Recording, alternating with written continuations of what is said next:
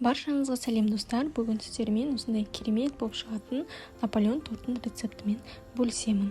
Ол үшін ең алдымен сап-салқын суға бір жұмыртқа, тұз және сірке су салып, барлығын жақсылап бір шайқап аламыз.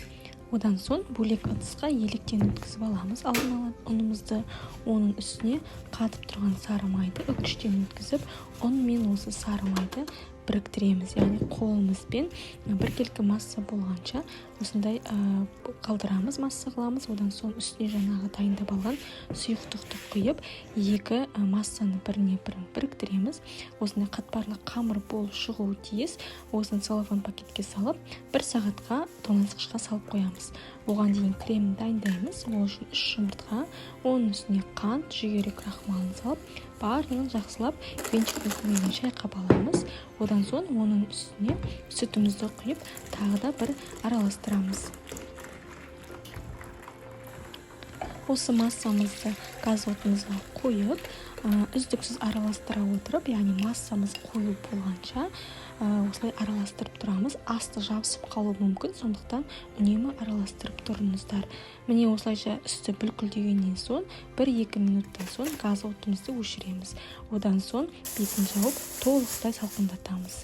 Одан соң қамырымызды алып, осындай кішкене бөліктерге бөліп, оқтаумен жайламыз, және өзімізге қалаған диаметрімізде, яғни формамызды өлшеп аламыз да, қызып тұрған 180 градус пеште 10-15 минут аралығында қызарғанша пісіріп аламыз.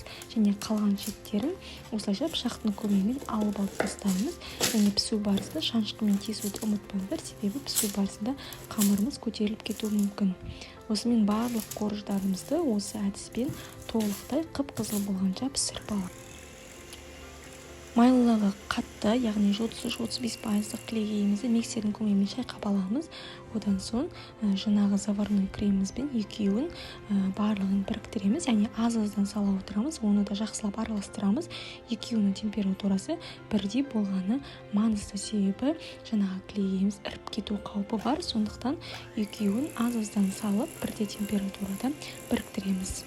Осымен біздің креміміз дайын, енді тортымызды жинаймыз. Ол үшін ең алдымен осылай бір-бірден алып, жақсылап кремін сіңгенше жағып шығамыз, яғни молынан жағып шығамыз. Кремі барлығына жететіндей болуы тиіс.